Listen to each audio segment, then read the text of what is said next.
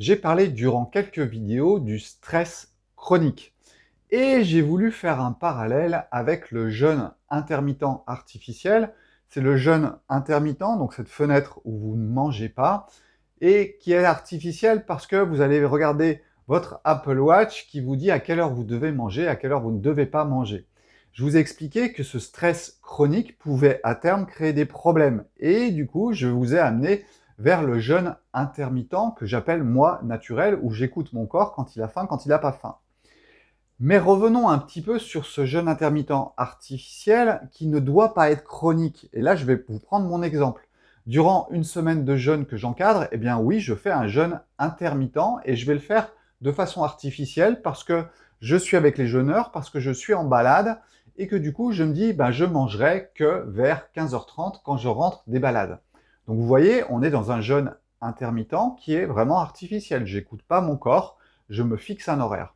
Que se passe-t-il? Je le fais pendant 7 jours. Donc c'est une forme de stress pour le corps pendant 7 jours, mais cela ne devient pas chronique. Et c'est là tout l'intérêt de tout ce que j'essaye de vous faire toucher du doigt.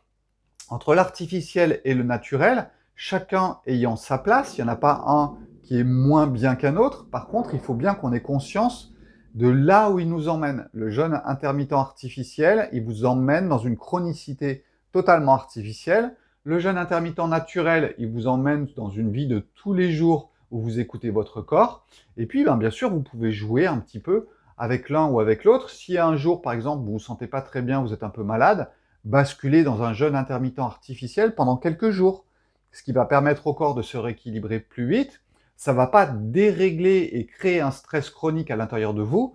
Et voilà, je voulais vraiment prendre mon exemple pour vous expliquer un petit peu comment ça se passe et pour vous montrer qu'il ne faut pas être extrême ni d'un côté ni de l'autre. Il faut juste faire la part des choses, bien comprendre où se positionne l'un et où se positionne l'autre et comment on peut utiliser ces deux outils. Parce qu'au bout du compte, ça reste du yin et du yang, et vous savez très bien qu'avec le yin et le yang, il n'y a pas de bien, il n'y a pas de mal, il y a juste des effets, et les conscientiser, si possible, avec une bonne vision de ce qui se passe.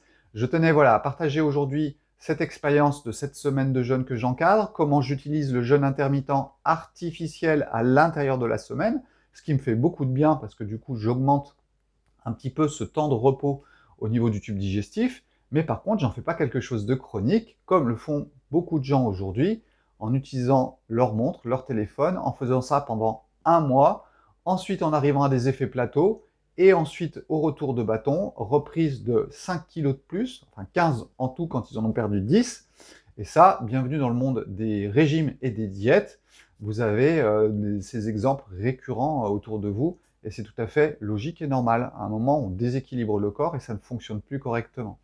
Si vous êtes intéressé par ce que j'ai écrit sur le jeûne intermittent naturel, n'hésitez pas à aller voir l'e-book que j'ai créé. Je vous remettrai le lien quelque part dans la story.